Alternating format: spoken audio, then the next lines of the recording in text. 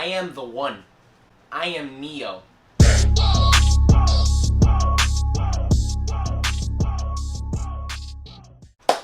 What's going on, YouTube? It's just Lewis here, and today, guys, we are going to be doing a movie review on the movie. Oh, I love this trilogy. This trilogy was amazing to me as a kid. When I first saw this trilogy, I was amazed by of the visuals, the story, and everything. This movie has now a fourth installment that got released in December 22nd. So this movie is called Matrix Resurrections. And let me tell you, this movie was amazing.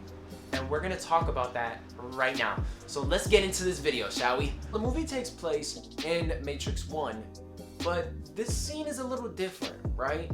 So there's a character that comes out of the shadows in the scene where Trinity is in the room by herself, right? Her name is Bugs, right? And she's talking to one of her guys in her little group, right? And they're looking to see what's different about this whole thing with Trinity, right? You know, there's a lot of changes that happened in that thing. Like, Trinity almost got caught. Now, if you remember in the first movie, she was whooping butt. She was running away from the guys, and it was really funny. It was funny that now she's like, wow, she got caught. Something must be wrong with this part of the Matrix. Bugs runs into Agent Smith, right? Which is one of the agents that were going to capture Trinity, and she does something that makes him not an agent anymore, but that he still is a program of the Matrix, right? And he finds out that he's the new Morpheus. Now, we don't know exactly what happened to Morpheus in this movie, but the fact that we have a new Morpheus was something to get used to, because, you know, we're all used to seeing the original actor play as Morpheus, right? We cut to Neo in the Matrix, but the Matrix isn't what we thought, apparently, because in this part of the movie, the Matrix trilogy was a video game series. And I was like, no way. Like, I'm trying to piece it all together as to what the heck is going on, because last I checked, Neo died in Matrix 3. So I'm trying to like wrap my head around why the Matrix is a video game and whether that whole arc was real or not, right? So we keep going into the movie, and we see Neo finding Trinity, and we know they're still in the Matrix, but they don't know each other, which was also another thing that was weird about it. So as the movie goes on, we try and piece together what's going on with Neo and Trinity.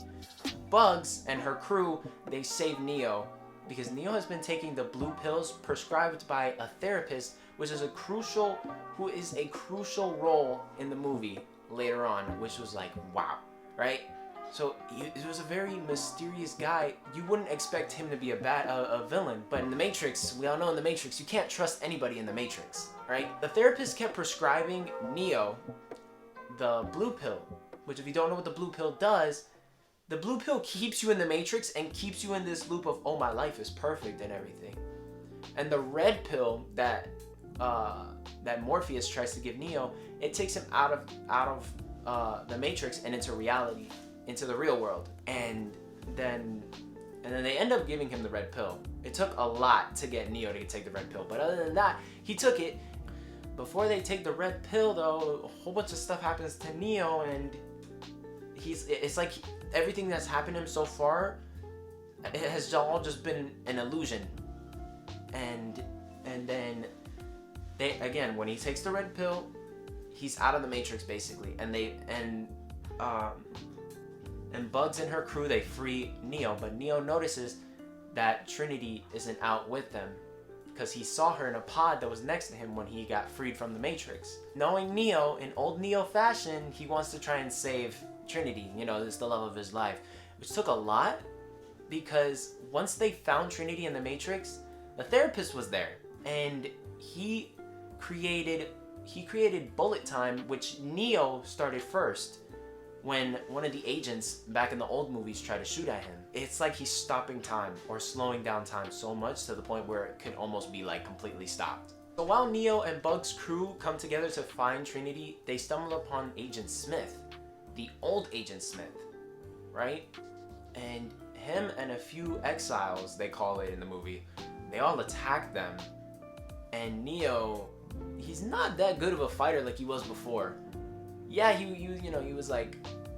was putting up a good fight, but Agent Smith was 10 times stronger and faster than he was, to the point where he almost killed Neo. And that was like, dude, Neo used to whoop this guy's butt in the other movies. Now it's like he's gonna kill him a second time, because if you don't remember, in the third movie he killed Neo a second time. Come on now. But Neo used a wave power that he had that I don't remember seeing him having in the other movies. The only one close that I can think of that was like that, when he would stop the bullets that would come his way, and that's the only thing close to what I can think that it was, basically. When Neo and Trinity got back together, boom, they went on the bike and they ran away from all the bots, which that was a new thing. The bots in the Matrix didn't need to be agents to fight. They could just be controlled and sent to do their duties. And that was a great thing. And the effects that were in this movie were, oh my god, they were great. They were great and better than the ones back then. Though for the time, the effects that were used were really good. You know, it was 2003 and the other one was a long time ago. I'll put the exact date right here. But that's besides the point. The fact that we got such amazing visuals and amazing effects throughout the movie, it was really good. That's what made the movie for me. And the storytelling as well, it was phenomenal. I really enjoyed it. It was a little draggy in the beginning, but it caught on after a while. Once we got to see Morpheus try and give Neo the red pill, right? That was when the story got good for me, and that was when it was pulling me in. And nothing that I saw really was wrong with the movie, other than the fact every time I saw Neo, all I saw was John Wick. And I couldn't stop thinking of John Wick, just not as amazing as he was before. Because Neo was getting whooped. But that's besides the point, right? They find Trinity, they get freed, right?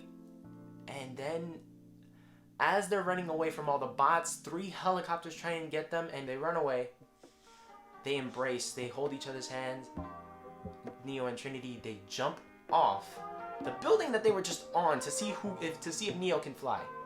Neo doesn't end up flying. It's Trinity.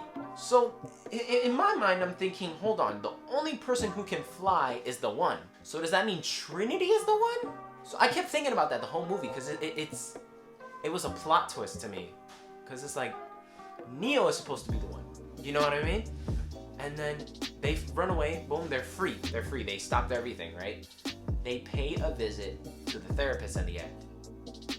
And then Trinity literally whoops this man to a pulp.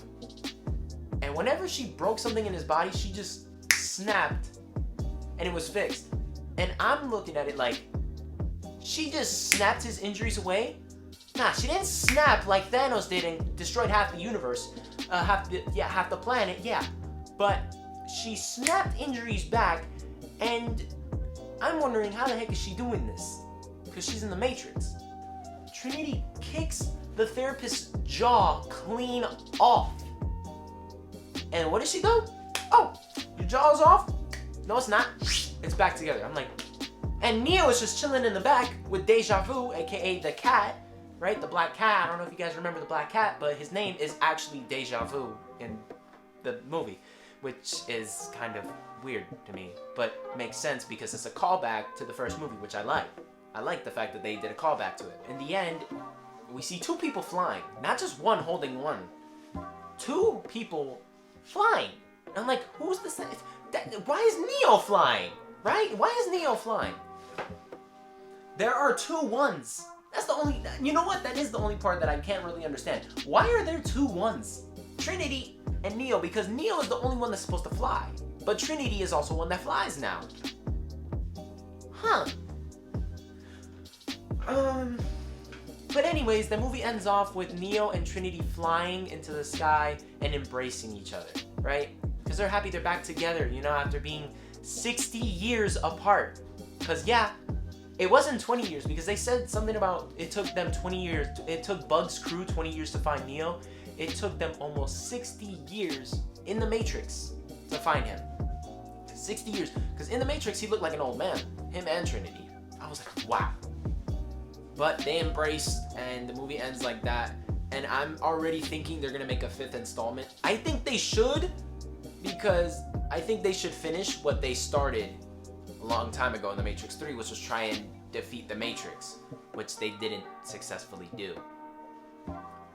But you know what? They got it. They got it. They got it. We're good. We're going to get that 5th installment, I hope, because that would be cool to see them end the Matrix. I would leave it at a 5th, and I would leave it at a 5th part.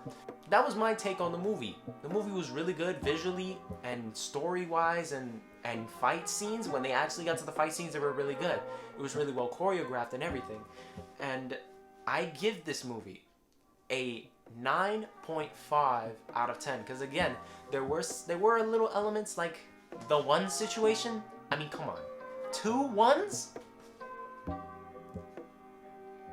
But thank you guys so much for watching. Comment, like, and subscribe, and leave a comment down below letting me know what video idea should I do next, or if you like this video, you know, because I love feedback from you guys, and it would be cool for you and me to kind of be one with videos, right? Because I want to make content that's good for you guys, you know? All right? Love you guys, and I will see you guys in the next one.